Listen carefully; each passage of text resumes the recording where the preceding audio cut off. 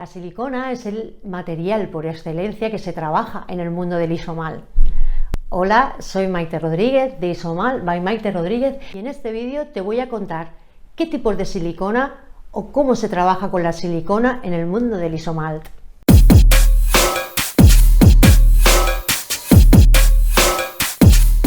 Siliconas hay de muchos tipos, hay de muchas formas y para muchos usos. Hay tapetes, hay moldes, hay espátulas y todos ellos se utilizan perfectamente en el Isomal. De hecho, es la materia o el material que mejor se adapta al mundo del Isomal porque se adapta súper bien o porque soporta muy bien las altas temperaturas del caramelo. Pero hay diferentes. Yo voy a contar un poquito qué tipos de siliconas tenemos y qué tipos de materiales podemos utilizar o cómo los podemos utilizar. Os voy a contar un poco pues, sobre todo los básicos que se suelen utilizar y cómo reacciona el Isomal cuando se utiliza la silicona y cómo solucionar esa reacción. Por un lado tenemos el tapete.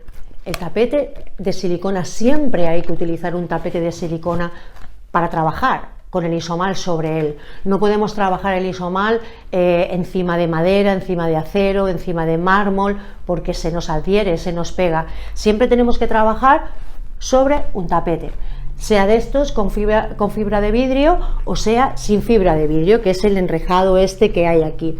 Yo os aconsejo que si tiene fibra de vidrio, muchísimo mejor, porque sobre todo si lo que queréis es, por ejemplo, hacer paletas o hacer una decoración con la técnica de colado, que es como tirando desde una jarra, si no tiene esta fibra de vidrio, lo que va a hacer es que se va a combar. Así que es preferible que tenga la fibra de vidrio, este enrejado, pero siempre sobre un tapete de silicona. Luego tienen los moldes de silicona, así tan normalitos como estos, que estos normalmente se utilizan para el porcionado o para manipularlo. Me explico. He cocido cantidad de Isomal, lo tengo cocido y ahora tengo que porcionarlo. Pues siempre puedo coger este tipo de moldes, que sabéis que esto en el mercado hay muchos, con más cavidades, más pequeños, más grandes, y pongo el Isomal en cada cavidad, o en este si tengo que hacerlo más grande, y así me lo porciono. Una vez está frío, pues ya lo envuelvo y lo envaso bien y lo conservo bien. Pero con este tipo de moldes puedo porcionar y así siempre tengo, a mí me gusta, por ejemplo, siempre porcionarme pequeño, solo porciono así más grande cuando hago cantidad, a lo mejor para cursos, pero suelo porcionar en pequeño y así porcionado es como vendemos el Isomal cocido en nuestra tienda online, porque creo que es más cómodo, pero siempre con este tipo de moldes yo ya tengo mi Isomal en porciones pequeñas para coger lo que necesito y utilizar lo que solo necesito. Luego están los moldes para piruletas, que hay mil modelos diferentes de este tipo, números, redondos, de corazón, cuadrados. Hay un millón de modelos de este tipo de siliconas. Y estas siliconas, pues por supuesto, estas normalmente son para piruletas, pero podría ser para otro tipo de decoraciones sin necesidad de poner un palito. Y dicho todo esto, mostrándoos un poco qué tipos de moldes de silicona o qué tipo de material de silicona solemos utilizar, pues hay muchísimas cosas más, como por ejemplo lavanda. Hay mucho material en el mercado de silicona. Pero lo más importante es saber cómo reacciona el Isomal con la silicona y cómo trabajar con la silicona.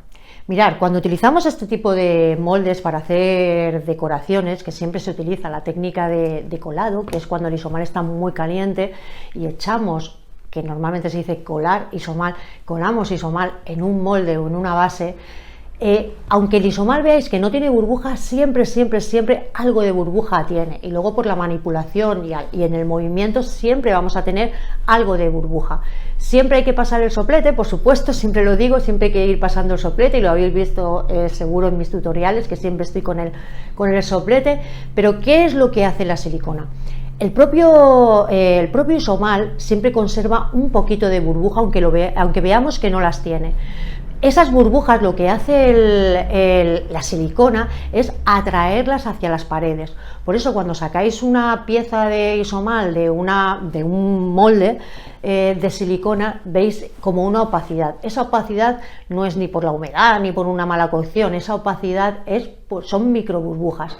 Entonces hay que pasarles el soplete alrededor para pues para quitarle esas burbujas, si tiene por ejemplo muchos ribetes o muchos relieves, o por ejemplo este caballo que tiene muchos relieves, pues hay que pasarlo con mucho cuidado, pero hay que pasarles siempre el soplete. Por aquí arriba os va a salir un enlace de cómo utilizar el soplete o los tipos de soplete, ¿ok?